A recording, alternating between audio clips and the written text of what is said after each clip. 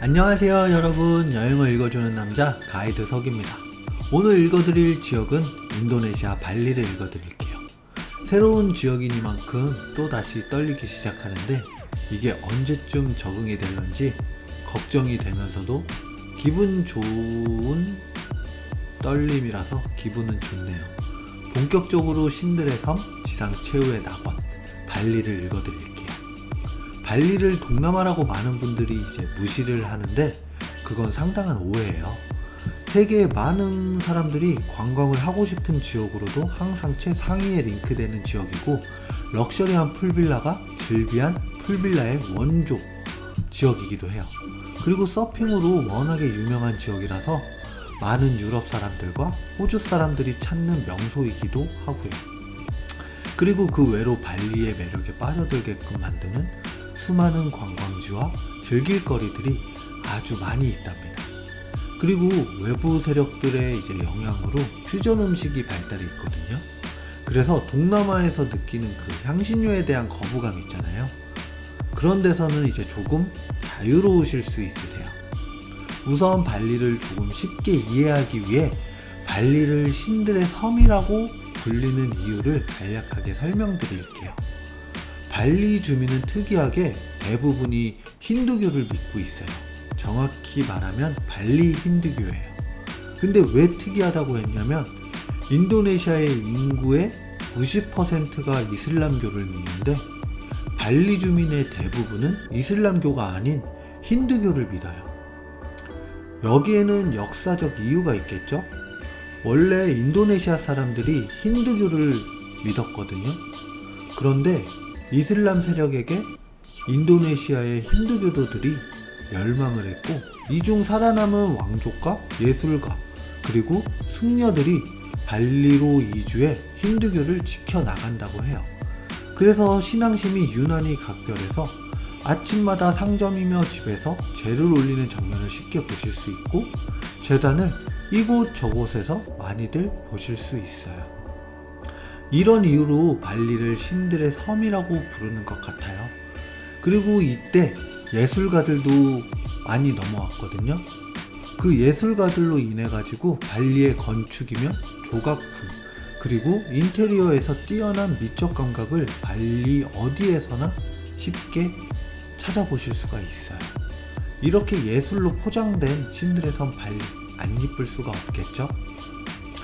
발리는 인도네시아 자바섬 동쪽에 위치한 섬으로 제주도 크기의 약 3배 정도 큰 섬이에요. 생각보다 크죠? 그리고 발리를 지도에서 보시면 적도 아래 부분에 위치해 있어요. 모양은 복주머니 아시죠? 그 복주머니를 뒤집어 둔 모양이고요. 그리고 발리의 중북부 지역이 산악지대로 되어 있어서 일반적으로 발리 관광을 하게 되면 꾸따, 스미냑, 울루와트, 누사두아 등 거의 발리 남쪽에서 관광을 많이 하세요. 그래서 공항 역시 남쪽 부분에 위치해 있는 거고요. 그리고 중부 쪽에는 이제 우붓이 유명하죠. 우붓이 요즘 매체에 많이 나와서 많이들 궁금해 하시는데 아직까지는 우리나라 사람들보다 외국인들에게 더 인기가 많아요. 그 이유는 지형이 산악지형이고 호텔에서 보이는 뷰가 쉽게 말하면 이제 논뷰, 밥뷰가 나와요. 그런데 외국인들은 이 부분을 많이 신기해해서 많이들이 이제 우붓 지역에서 묵는데, 우리나라 사람들은 이제 논뷰, 밥뷰 하면 많은 분들이 하고 패스하세요. 그리고 발리 시내 쪽인 꾸따나 스미냑에서 우붓을 간다고 하면 승용차로 약 2시간 반 정도 걸려요. 그 정도면 서울에서 강릉 가는 정도겠죠? 그만큼 먼 곳에 있어요. 그래도 이제 사원이라던가 우붓 시장이 예술적인 동네로 워낙에 유명해서 많이들 가시죠. 그리고 북동부 지역에 이제 화라산으로 유명한 아웅산 아시죠? 2017년도 11월에 뉴스에 엄청 나왔잖아요. 화산 분화로 항공이 마비돼서 우리나라 정부가 전세기를 띄웠던 적도 있었고, 그리고 말씀드린 곳 이외에도 유명한 지역이 정말 많이 있어요. 그럼 이제 발리까지는 비행시간이 얼마나 걸릴까요? 비행시간을 말씀드리기 전에 우리나라와의 시차는 1시간이 있어요. 우리나라가 오후 2시면 발리는 오후 1시가 되겠죠. 발리도 동남아 지역이라서 가깝게 생각하실 수도 있는데 비행 시간만 해도 7시간이 소요가 되세요.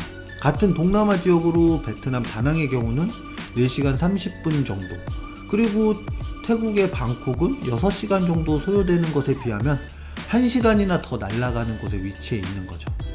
다행히 인천 덴파사르 구간이 오후 출발 대한항공, 그리고 오전 출발 인도네시아 국적기인 가루다 항공, 하루에 2편의 이제 직항 노선이 있어서 편하게 비행은 하실 수 있어요. 그래서 우리나라 사람들이 많이 가는 해외 지역 중에 한 지역이기도 하고요. 이제 간략하게 발리의 교통수단에 대해서도 말씀을 드릴게요. 발리는 대중교통이 많이 발달되어 있지 않거든요. 그래서 렌터카, 택시, 우버, 그램, 그리고 이제 고잭 등 많이 이용을 하는데 그 외에 이제 유명한 관광지를 연결하는 버스 서비스들도 있어요. 그런데 지역마다 지역 상권 보호차 안 되는 교통 서비스들도 있어서 가시기 전에 이제 한 번 정도 교통편을 확인하는 것을 추천을 해 드릴게요. 발리 날씨는 아까도 말씀드렸다시피 적도 아랫부분에 위치해 있어서 우리나라와 계절이 반대예요. 근데 우리나라처럼 4계절이 있는 게 아니고 건기와 우기로 나뉘어져 있고요. 우리나라가 여름이면 발리는 서늘한 건기, 그리고 우리나라가 겨울이면 35도 정도까지 올라가는 우기 기간이라고 생각을 하시면 돼요. 건기 때 제가 서늘하다고 말씀을 드렸는데 우기에 비해 서늘한 정도예요. 1년 내내 어느 때나 바다를 들어가실 수 있는 온도예요. 건기도 30도까지는 그냥 올라가고요. 4월부터 9월이 건기, 10월부터 3월이 우기 기간이고요. 그리고 우기 기간이라고 해서 예전처럼 한국의 장마처럼 쏟아지는 비가 아니라 스콜성으로 1-20분 내리다 언제 비 왔냐는 듯 금방 그치는 정도예요. 그리고 우기에 가셔서도 지내시는 동안 비 내리는 거 못 보시고 오시는 분들도 많아요. 그래서 발리라는 곳은 본인이 원하실 때 아무 때나 가도 좋은 곳이에요. 마지막으로 발리 여행 시 주의사항을 말씀드릴게요. 제일 먼저 주의하셔야 될 상황은 환전 부분이에요. 발리는 워낙에 유명한 관광지라서 환전소를 이제 곳곳에서 쉽게 보실 수 있는데 이제 그런데 될 수 있으면 큰 환전소를 추천을 할게요. 환율 표시를 아주 지들 맘대로 하는 곳이어서 이런 데 가시면 아주 바가지 쓰기 딱 좋거든요. 그래서 환전 전에는 꼭 인터넷으로 비교하면서 환전을 하면 될 것 같고요. 무턱대고 절대 그냥 하시지 마세요. 그리고 발리 공항에서 하시는 경우도 있을 텐데 공항이 생각보다 비싸니까는 그 점 유의하시고요. 그리고 환전하고 그 자리에서 꼭 돈이 맞는지 바로 확인해 보세요. 그냥 받으면 간혹 한 장씩 없는 경우도 생겨요. 그리고 이제 두 번째 주의사항이 짝퉁 택시를 조심하시면 되세요.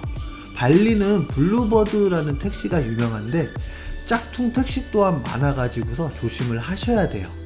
진짜 택시는 기본적으로 미터기 운행을 하고요.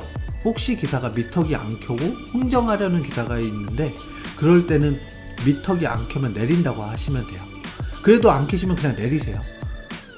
그거 만약에 타시면 이제 또 바가지 쓰기 십상이거든요. 그리고 세 번째 주의하실 사항이 발리 하면 뭐가 유명하죠? 클럽이 유명하잖아요. 시내 쪽 이제 클럽 거리에서 술 먹고 정신없는 사람들을 노리는 사람들이 꽤 있어요.